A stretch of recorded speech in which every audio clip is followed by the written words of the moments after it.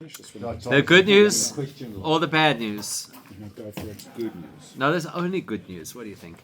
The good news is that we are headed into a section in the Gemorah that is very different to anything that we've learned and is fairly complicated. Not because the material is complicated, but because the methodology is something that you're probably not familiar with. The good news is we're not doing that tonight. So what we previously did was the introduction to the topic. What we're doing tonight is the topic. And we probably will end up doing this, I don't know if we'll get through it in one night, I'm not sure. And after we have done the topic, then we'll get into the whole hashing and checking and verifying the topic, which is going to use a methodology that you may not find familiar to the Western brain. So it's, that's kind of what I'm priming us for. That's why we had to build this, because first had to get the background, and then we could actually have the conversation, then we can get to the tearing apart of the conversation. So just a very brief reminder, what are we talking about? We're talking about something over here which is called moide b'miktsas. That's the phrase that we learned, moide b'miktsas. So I'm just curious if anybody remembers offhand what that means. Partial admission. Now, moide, like modeani, that's a person who admits. Somebody admits part of the claim. Right, miktsas, part of the claim against them. Okay, so what's the law? If somebody admits to part of the claim against them, what's the law? He has to take a Torah. They have to take a Torah-based oath, and once they're willing to take a Torah-based oath, then they are only obligated to pay the amount that they acknowledge owing. Okay? Moide b'miktsas hataina yishova. The person who acknowledges part of the claim, yishova, has to take an oath. That's the full version of this particular law. Good. Now, last week, we also had a conversation about, well, what happens if it's not my confession, but rather it's witnesses. So, let's say that you've got person A goes to person B, says, you owe me 10 grand. Person B says, I owe you nothing. Two witnesses come along, they say, you owe 5 grand. So the question is, obviously he has to pay the 5 grand because there's witnesses, but does he now have to take an oath about the balance? That's the big issue. So that's what I'm throwing over here. So that's what we're going to be looking at. The premise we're working with at this point is that we assume that witnesses carry more weight than even your own confession. That's the premise that we're working on. Okay? Very, very important that witnesses are more powerful than confessions. Well, they have to see it together. And they have to be able to present their argument in such a way that we believe their argument, right? They have to have a compelling version of their evidence. You lose your mind. You think you're not. Correct. Better than you. Exactly. Okay, so that's going to be the key thing that we're going to be unpacking over here. Okay, well, let's have a look quickly at the vocab. And then once we've done that, we can dive right into what it is that we're going to be learning this evening. Okay, the first word on our list is the word halo. Hello. Exactly, I knew somebody was going to do that, so I was just waiting. You notice I paused. So the word is halo. What's the word halo? Halo means that one or the other person. Halo, that one or the other person.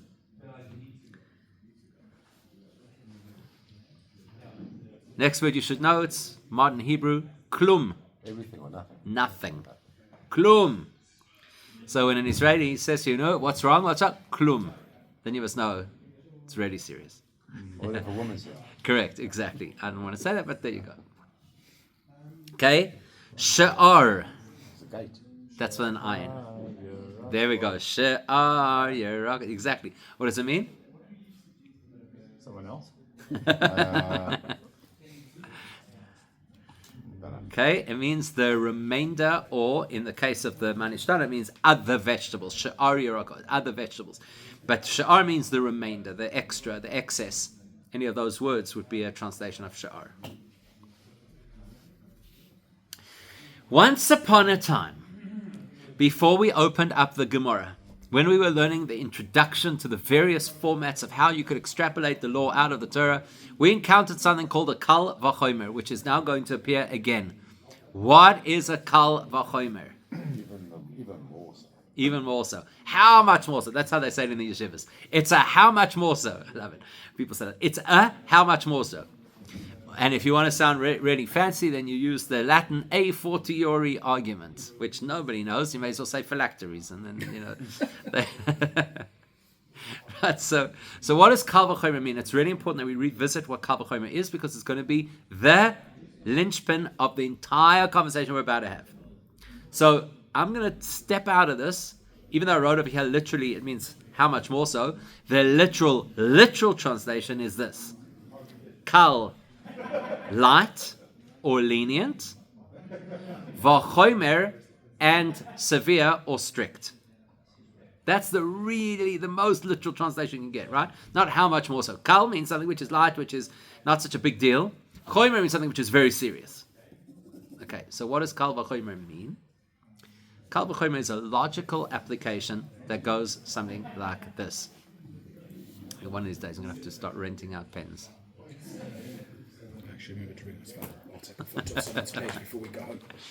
Okay, so I don't know. I absorb it all in my head. Thank you. all right. So let's understand. There's a very strong logical structure to this kal v'chomer, which basically works like this.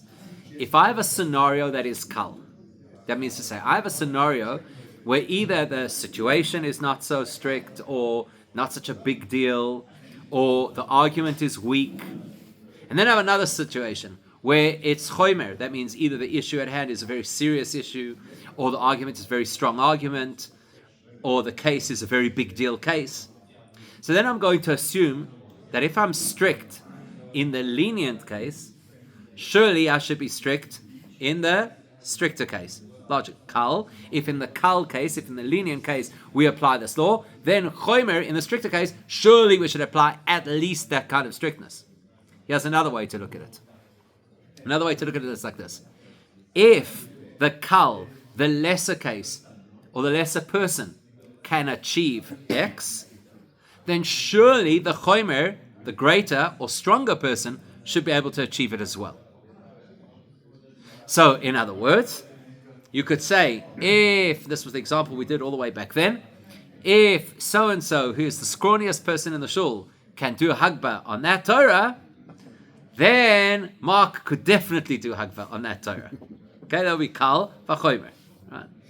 That's the concept. Now, why is it relevant to this conversation? Our premise is that we imagine witnesses are the chomer and confession is the kal. In other words, throughout the whole of Judaism, we keep relying on witnesses to clarify things for us, to testify for us. And it's only in a very narrow range of cases that we rely on a confession. So that gives you the implication that a confession is a weaker form of testimony than witnesses. Because if I can accept witnesses in all cases, and I can only accept confessions in certain cases, that sounds like witnesses must be more of a powerful form of testimony. So my premise is that confession is kal, and witnesses is chomer.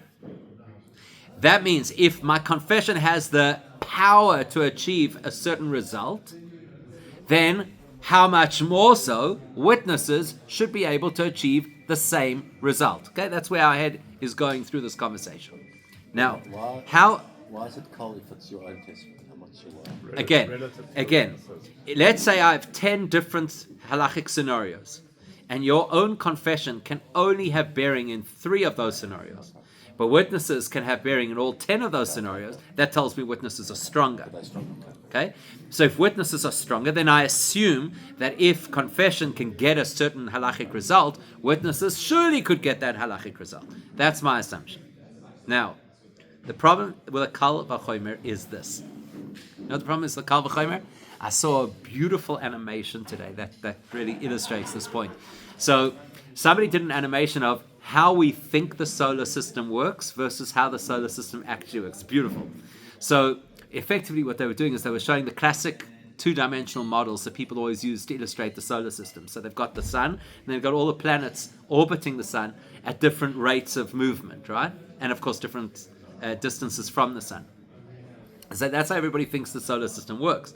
But that gives the impression that the sun is static. So then they show you the more accurate model where the sun is moving and everything else is moving and nothing's moving in exactly the same kind of orbit. It's all like kind of different degrees and angles and whatever the case. So you get a more dynamic version of how the solar system actually works. We have to do the same thing with a Kal Vachomer. I can't just identify one area and say, this is Kal and this is Chomer, therefore Kal Vachomer. I need to know that it's always Kal and always Chomer before I could apply this logic. In other words, let's say this. Let's say, if I said that the scrawniest guy in the shul could do Hagbah without Torah, Kal Vachomer Mark could do Hagbah without Torah, that's an accurate statement because I'm comparing one piece of information. I'm comparing one metric. On the metric of lifting the Torah, he could do more than him, right? But what if we change this up a little bit? What if I said, look, I've seen so-and-so do Hagbah, and boy, oh boy, everybody was holding their breath. And then I've seen so-and-so do Hagbah, and it's a pleasure, it's like it's graceful, and it's easy, and whatever the case is.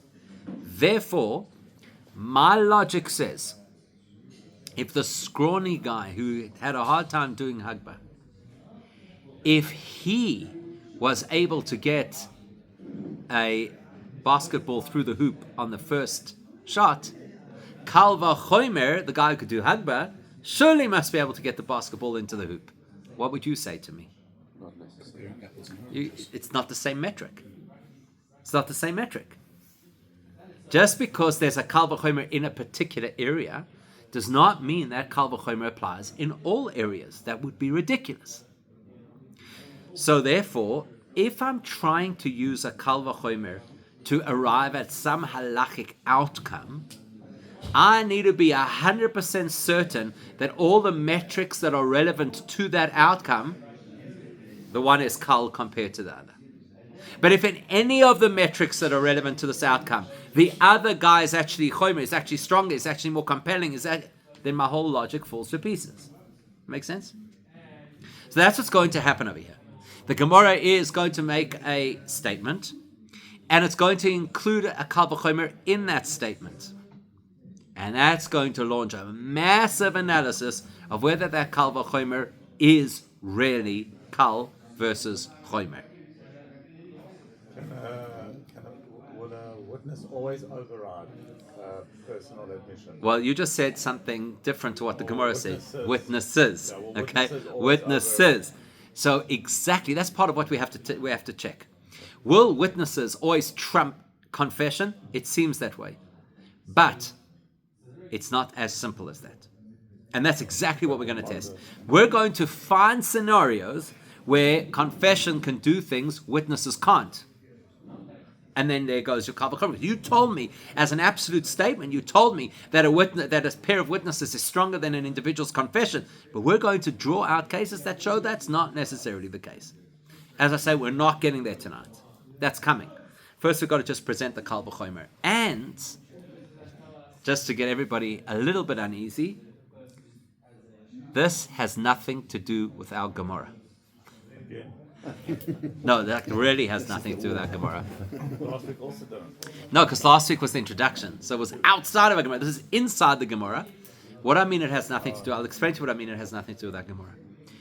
When you read the first page 33, you will see nothing that relates to our Mishnah or our Gemorah at all.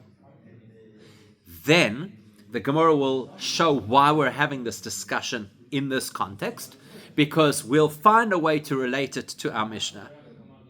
So you'll feel satisfied. Okay, at least now it makes sense why we're having this conversation in our Gemorah, because it has an overlap with our Mishnah. But because we mentioned the Kal Vachomer, not in the context of our Gemorah, just in this comparison, we're going to have a whole discussion about the Kal Vachomer that has nothing to do with our Gemorah. It's just because we mentioned this particular Kal Vachomer, so that launched the conversation as to the veracity of that Kal Vachomer. So when people tell you that they find Gemorah confusing because it goes off on a tangent, this is what they're talking about. So you've got to contextualize what's happening here. We're quoting from a different source. because we want to match up something that source has to say with something our Mishnah had to say. That's why this got into our Gemorah. It's just that once we quoted that source, it raises a problem of whether or not this is a good Kal V'chomer. That's going to take us down the rabbit hole. So in our minds, we have to compartmentalize and say, we're going down that rabbit hole. It's okay if that topic does not relate directly back to our Mishnah, because we're just dealing with that issue, and then we'll come back and continue where we were. Case in a case. Correct. And if you are really higher grade, you'll even find the common thread. More so would you find it. Exactly. You'll even find. He's got it. You can move on. Because if you think that the Gemara is that arbitrary, that it just decided, well, here it's an interesting conversation, let's just have it, and the things are not networked and related to each other, then we're completely missing the point on how deep Gemara is. But I don't believe we're going to have the opportunity to do that, because we're just going to be trying to put together the pieces of the puzzle. Okay, let's start the Gemara. Toni Rabbi Chia. Rabbi Chia taught. Who is Rabbi Chia? You've told us before. I don't know if I have. Who is Rabbi Chia? Very important. Rabbi Chia is right at the beginning of the history of Gemorah. So he's really on the cusp of the Mishnah into the Gemorah time period. Okay? Well, that's the point. That's what Toni, even though it's not technically a Mishnah that we're quoting over here. Okay, Toni Rabbi Chia. So Rabbi Chia taught a case. The case goes like this: Mone li beyadcha. The language is not how we would say things in English. So what's mone is money, right? Mone li. Ma money. Excellent. Ma money beyadcha is in your hand. So what's he saying? You've got my money. You owe me money. You've got my money. So mone li beyadcha. You owe me money. How much money?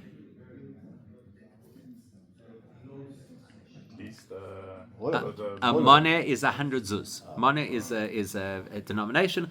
It's 100 zuz. So mone li beyadcha. You have 100 zuz of mine. Vehala oimer. And the other guy says, the defendant says, Ein lecha beyadi klum. I don't know anything. I have not 1 cent of yours. Right, exactly. Ein lecha, you don't have biyadi in my possession, klum, anything at all. Now, v'ha'edim me'idim oisoi.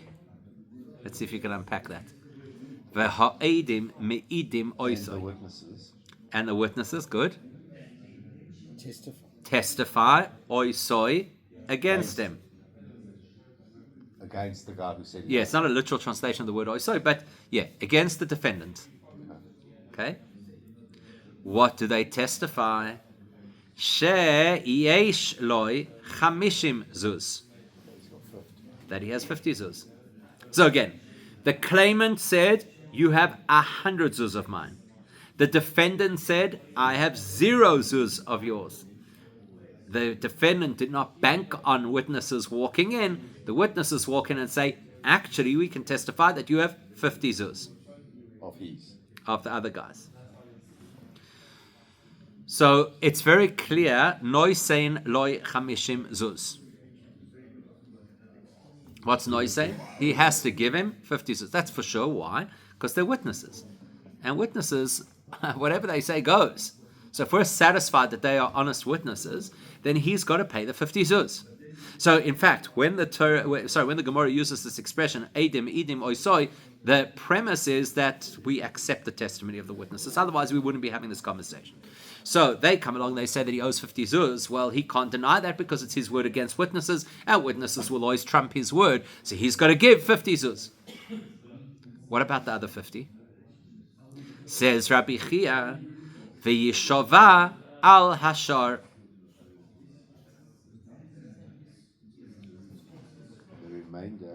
Right, shar is the remainder. Correct. V'yishova al hashar.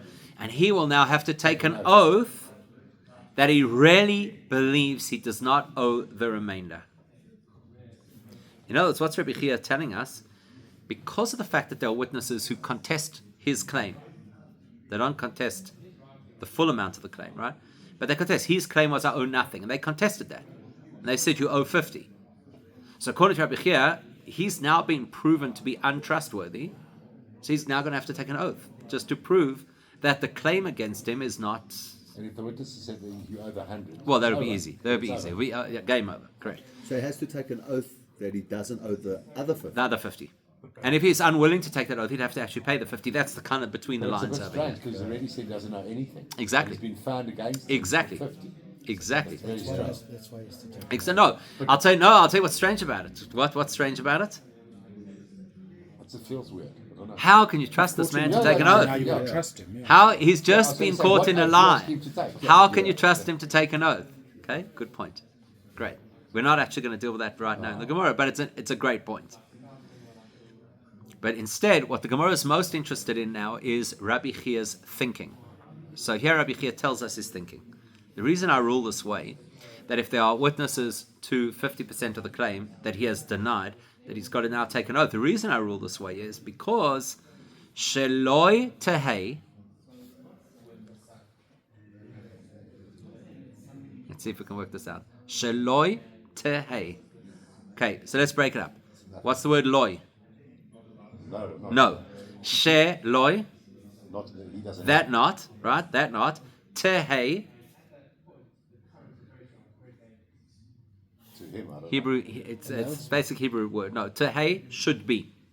So sheloi tehei, that it should not be. In other words, we don't want to have a scenario that hoidoas piv. Hoidoas piv. Okay, good. If it comes out of his mouth, let's be more specific. Hoidoas piv. Hoide, moide, toida. Moderni. Hoidoas piv, his verbal acknowledgement. In other words, his confession. Sheloi tehei hoidoas piv, we don't, says Rabbi Chia, want to have a scenario where his verbal confession will be halachically gedoila, Big. great, greater. How do you know greater? Because the next word is may. Gedoila may ha'adoas edim. And the evidence of the witness. Correct. We don't want to have an halachic scenario where individual confession holds more weight than testimony of witnesses. In other words, Rabbi Chia is saying, listen, witnesses we know are the most powerful form of testimony that exists. We don't want to create a scenario where you now start to think, look at that. If a guy confesses, he gets himself into more responsibility from an halachic point of view than if the witnesses come against him. In other words, what happens? Let's just rehash the stories. Claimant says, you owe me a money, 100 zuz. Defendant says, I owe you 50 zuz. What's the law? He must pay the 50. Pay the 50 and take an oath, right? So his confession got him into a situation where he is required to take an oath. He didn't do anything. Now we've got another scenario. Claimant says, you owe me a money, 100 zuz. Defendant says, I owe you nothing. Witnesses say you owe 50. So what's caused him to have to pay 50? Witnesses. And in the previous case, what caused him to pay 50? His confession. So at this point, there's kind of a similarity between them, because here his confession got him to have to pay 50, and there the witnesses got him to have to pay 50. Now, if we leave it at that, then we're effectively saying, look, you see, when a person confesses, it's more compelling than witnesses, because when he confesses, he's got to take an oath. Or equally at least. No, more, because he's got to take an oath. Therefore, Rabbi Chia says it must be that the witnesses also invoke an oath. Because otherwise, if there was no oath once the witnesses testify, you'd be telling me that witnesses have less power than he has with his own confession. Oh, you mean if it was over after the 50? Again, if he is accused of owing 100 zuz, and he of his own volition says, I owe 50, he's got to pay the 50, and beyond that, he's got to take an oath that he doesn't owe the other 50. If he says, I owe nothing, and witnesses come along and say, you owe 50, he's got to pay the 50, right? Now the whole question is, according to Rabbi Chia, does he now have to take an oath on the balance?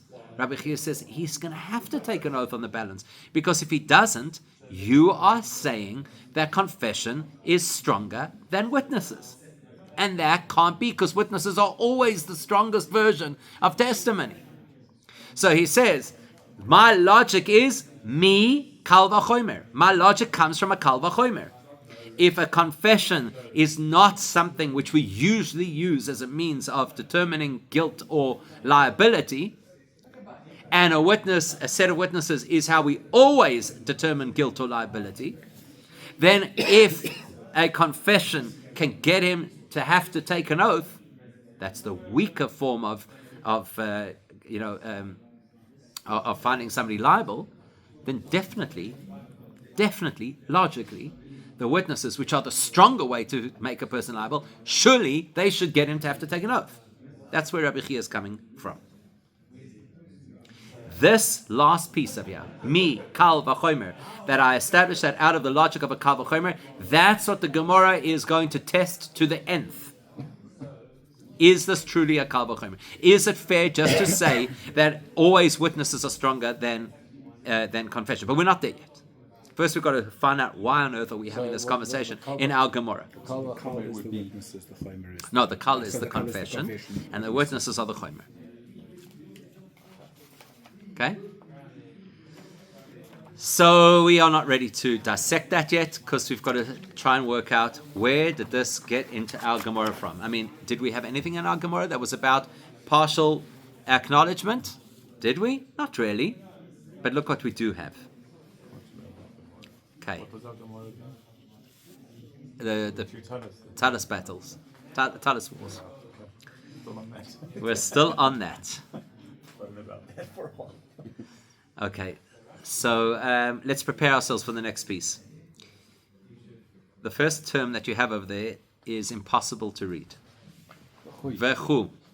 Vechu. It's got a yud. So it's not a yud. That is an apostrophe to represent that the word has been contracted. The full word is vechulei. Like a chip. Yeah. Vechulei. Vechulei means etc. So anytime that the Gemorah or any commentary or whatever is going to quote something either from the Mishnah or from the Gemorah and not quote the full sentence, then it will just say v'chulei, etc. If, just for interest's sake, if the Gemorah or any commentary is going to quote a verse and not quote the entire verse, then instead of that chof, it would be a gimel. The word would be v'goy, which is short for v'goymer. V'goymer means, and you should complete the verse. Right? It's not really the ideal way to quote part of a verse. So you should actually complete the verse. And now v'chulei means etc. Right. The next two words I think we may have done, but let's have a look at them anyway. Kevon. Kevon she'ovar oleha hagal tahira. Remember that? That's from the Mishnah. Come, Mark, you say it almost every day, right? Right? Kevon she'ovar oleha hagal tahira. Kevon means since. Since.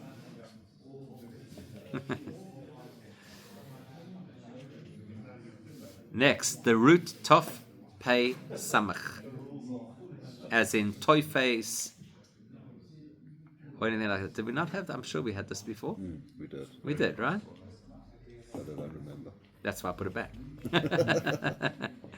So it means to hold. Okay? It means to hold.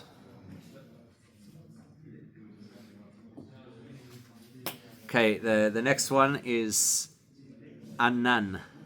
Not to be confused with the word with an ayin in Hebrew, which means cloud. This is aleph in Aramaic, anan. Okay, let's try this. How do you say in Hebrew, I? Ani. Ani. How do you say I in Aramaic? Ani. Anna. Right? Anna. Anna avdo de kuchubrichu, like we say when we take out the Torah. Anna is I. How do you say us or we So this is in Hebrew? That's them. Anachnu or? Atem. No, That's them. that's them. Anachnu or, there's another way you could say it. Anu. Right? Anu.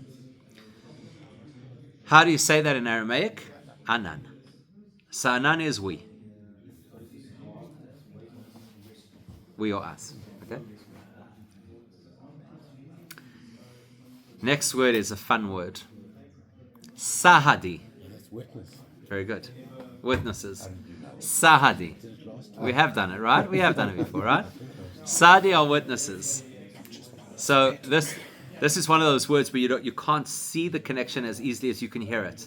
Because Adim and Sadi, you can hear that there's a kind of a similarity. Okay, this word we've definitely done before. Hi.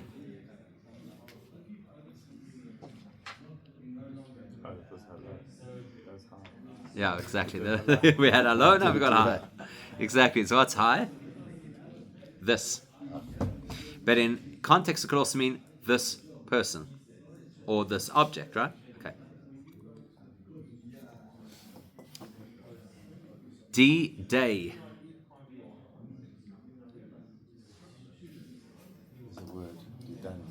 Yeah, very good. Good, great. So, Anan is we. Didan is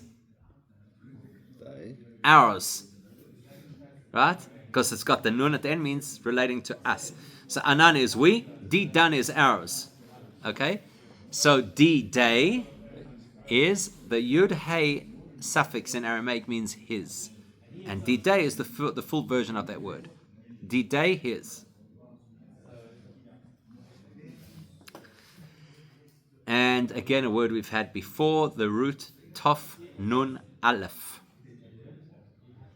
in Aramaic. Tof Nun Aleph. Correct, Tana, which is? To teach. And specifically to teach in the Mishnah.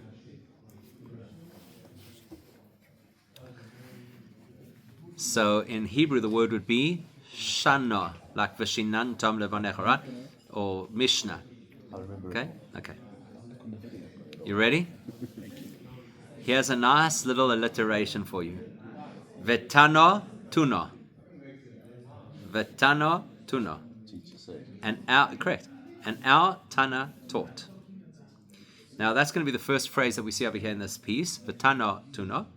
And really what it means is, you've just quoted something that was unrelated to our Gemorah. This teaching from Rabbi Chia was unrelated to our Gemorah. So why is it in our Gemorah? Because Vetano tuno. Because the Tana, the author of our Mishnah, taught something that sounds very similar to what this rabbi just said.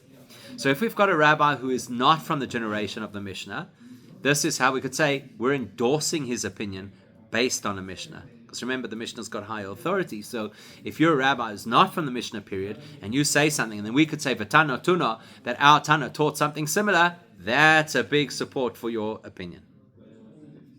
Okay. So Vatana Tuna, our Tana taught something that's going to support what? What did Rabbi Chia just say that we'd be looking to support? What's his big message over here? Tallis. The Tallis story. Rabbi Chia didn't mention a Tallis. He takes an oath. Correct. That if there's witnesses against a person for part of a claim where he rejected all of the claim, he has to take an oath. Again, what did Rabbi Chia just teach us? If there's a claim against a person, the person rejects all of the claim, but there are witnesses to part of the claim, he's got to take an oath. The Gemorah says, I think our Mishnah supports that. How so? So there you go, familiar terms, I'm sure everybody will remember. Shnaim Ochazin Tallis. Right, what's that? Two people are holding onto a garment. This guy says, I found it, etc. In other words, it's just reminding us what the Mishnah was talking about. We've got these two people who contesting who is the owner of this garment that they claim that they found in the street. Says the Gemara, let's analyze that. Vaha, but, hacha, here, kavon, since, de tofis. Correct. Since, okay, good, so let's work it out. Since what hold? Who hold? Where hold? De tofis. Tallis. What about the Tallis? Who's holding the Tallis? Both of them. Ah, good. So, the ha here, cave and the tofis, because each of the two people arguing over the Tallis is holding the Tallis. And by the way, tofis doesn't just mean holding in a lackadaisical way. Tafis means they are holding this tallis. They are literally hanging on to this tallis. So we are seeing this in front of our eyes, right? We're seeing them hold the tallis. So therefore that makes us anan sadi. We now become the witnesses. Because we're testifying to what we're seeing. So what are we seeing? Now don't read any further. Let's just think for a second. Two guys with a garment that's a tug of war between them. Let's assume it's not in a court. Let's assume nobody opened their mouth. Let's assume nobody said a word of why they believe that they should get this tallis or whatever the case is. Just imagine two of us are walking on the street and we see this happening. What are we seeing? If somebody had to interview us and say, what are you seeing? I'm saying from a legal perspective. What kind of claim are you witnessing? What would you say? Unknown equal claim. What's that? Unknown equal claim. Unknown equal claim. But I haven't heard a claim yet. So what am I seeing? What am I seeing? Two people fighting for possession. Correct. I'm seeing two people fighting, and so let's say that you were interviewing me. I'm one of these two witnesses. You're interviewing me now, and you're saying, so based on what you saw, whose tallis do you think it is? What are you going to say? We don't know. The one who's winning the tug of war, I don't know. A good point. So they look like it's exactly at this point a stalemate. So what am I going to say? Anan Sadi, we are witnesses from our vantage point. The tof is high. Okay, let's break this up. De means that. My, we've had my a few times. My means what. De my, that what. De tof is high. Both holding. No, not both. High is This one. So the tof is high. From the way I see it, what this person is holding on to, is his. Didehu, that part of the tallis, I think is his. I'm not saying that it belongs to him. I'm saying from what I can see, it looks like that part of the tallis currently is his. In other words, if we say possession is 9/10 of the law, well, that side of the tallis, he's got 9/10 of the law. Omai, the tof is high. And what the other person is holding, Didehu. This is not a legal opinion. This is what I'm seeing. That's how witness can't work. What I'm seeing is, correct. What I'm seeing is, looks to me like he deserves half the tallis and he deserves half the tallis. Hold that thought for a second. Hold that thought. We pause the interview of the witnesses, and we now go to interview the two guys who are grunting and schlepping with this tallis in between them.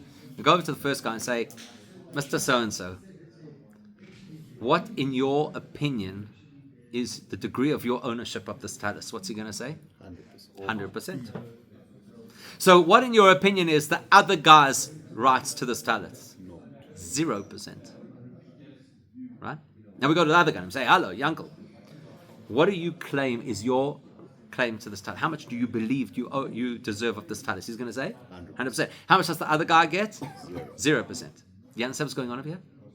We effectively have a claim of 100% against a person who's saying 0%. With two witnesses and they can't. Well, before we get to the witnesses, we have a claim of one person saying, you owe me 100% of this tallis, against the other guy saying, I owe you none of this tallis.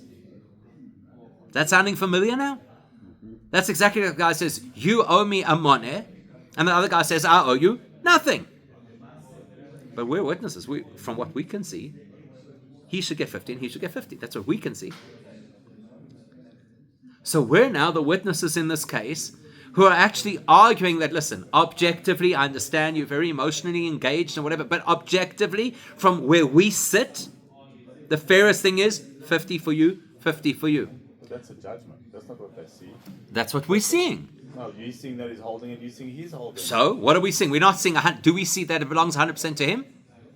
No. Do we see that it belongs 100% to him? No. So what are we seeing? You can't split it. Yeah. You're asking practically what you do with it. That's not the issue over here. The issue is, what am I seeing? Again, if somebody interviewed me afterwards and said, what did you see? How much ownership did Yankel have? How much ownership did Shmerel have? What would you say? I think he had half and I think he had half. That's what you'd say. Whether you're right legally or not is irrelevant. What are you testifying? What are you seeing? it's different. You're saying, I think he has 50, I think he has... No, you're not saying I think. I say, I see. You're not saying I think he has 50. You're saying from what I can see, he's holding on to half the talents and he's holding on to half the talents. To me, that's 50 and 50. I'm not ruling. The job of a witness is not to know the halacha. It sounds like you're ruling. No, you're asking me, what am I seeing? But you can't see somebody holding half. You can only see them holding on to the same thing. Again, am I seeing this guy holding the entire talus? No. If you ask me, no. Am I seeing that guy holding the whole talus? No. So what am I seeing? I'm saying he's holding part. Fine, you don't want to say 50 because it's too precise? Gesundheit. Am I seeing him hold part of the talus? Yes. Am I seeing him hold part of the talus? Yes. So in my view, what should happen? Part of the talus should be given to him. Part of the talus should be given to him. How we discharge that practically is irrelevant. Again, my job is not to be the judge. My job is to testify based on what I'm seeing. Even if I am the judge sitting on the case. The fact is, at this moment, what am I seeing? The only thing you're seeing is both people holding on to a talus. Exactly. That's the only thing you're seeing. Exactly. Which means that their claims are being disputed by what I'm seeing. Because their claims are, the whole talus is mine. I'm saying, I don't see that. I don't see that. In front of my eyes, to me, it looks like only part of the talus belongs to you. So I, as a witness, am disputing your claim where you believe the whole talus belongs to you. Or, to put it differently, 0 of the talus belongs to him. And I and my colleague, the two witnesses, are saying, I don't see that. We don't see that. We see that this talus is partially his and partially his. The fractions, the proportions, irrelevant. The fact is, we're seeing that part of the talus belongs to the one and part of the talus belongs to the other. So we are effectively, through our witness testimony, disputing each of their claims. And what's the law, according to our Mishnah? Vekatani Yeshab. And the Mishnah says, the way you resolve this is, take an oath. That sounds like a great support for Rabbi Chia. Because what's Rabbi Chia's entire proposition? Rabbi Chia's whole proposition is that if Guy A claims full ownership of the 100 zuz, and Guy B, claims 0 requirement to pay the 100 zuz, which is basically saying he's claiming 100% of ownership of the 100 zuz, and the witnesses are saying, neither of you guys are in touch with reality. Part of it belongs to you and part of it belongs to you. We then, according to Rabbi Chia, impose an oath. Hey, bingo, that sounds like our Mishnah is talking his language. That's how this creeps into our Gemorah. Because we believe that the Mishnah our Gemorah is based on is the same Mishnah Rabbi Chia's whole opinion is based on. I'm trying to think of a difference. It's exactly the same thing. It's fascinating, right? Let's be honest, it's fascinating. What about the type of oath? Aren't they different oaths? Oh, good. Technical question. It's a different oath. Great point. It's a very, very good point. The Gemara won't discuss that. It would come up in the commentaries. Like that's a classic Tosfos kind of a question, where you're saying, hang on a second, we've got a whole Gemara over here, but you're not comparing apples with apples. But the easiest answer to that would be very simply, we're not looking to see what kind of an oath. We're just looking to the principle that an oath applies in such a scenario. That's really what we're looking for.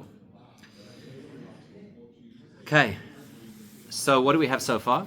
We have a proposal from Rabbi Chia that says, in a scenario, we've got two people fighting over an amount that's owed to, the one says is owed, and the other guy says it's not owed. Witnesses step in. The witnesses now not only get the money that he acknowledges, but also an oath as well. We believe that's based on our Mishnah. So the Gemara is going to say, okay, great. So it's based on our Mishnah. Why did he say Kal V'chomer then? Kal V'chomer sounds like I don't really have a proof for this. I just think it works logically. What's the Kal V'chomer? And that's going to get us into this mega conversation about, is the Kal V'chomer really a Kal V'chomer? Okay? So the first segment we're going to have to do is understand why he thinks it's a Kal V'chomer, and then we'll be able to attack it and dissect it and see if it actually makes logical sense. Is there still authority for Kal V'chomer in the whole of the Gemara? What do you mean the authority? Like the understanding what a Kal V'chomer is, and so like you only really digest. So the whole point of a Kal V'chomer is that it has to be logical, right? Yeah. So therefore, by nature, a Kal V'chomer has to be very compelling in the first place, but it has to be rigorously tested, because you're taking quite a leap by saying this is the logic of the case, until you've actually thoroughly audited that and said, is that the logic of the case? Is this like the jurisprudence of how to test a call from it. This is an example of how to test a contract. I wouldn't say this is the source. I wouldn't say this is the source. This is an example. The technique that we're going to use is a common technique that the Gemorah uses in various places, including Gemorahs that precede this Gemorah.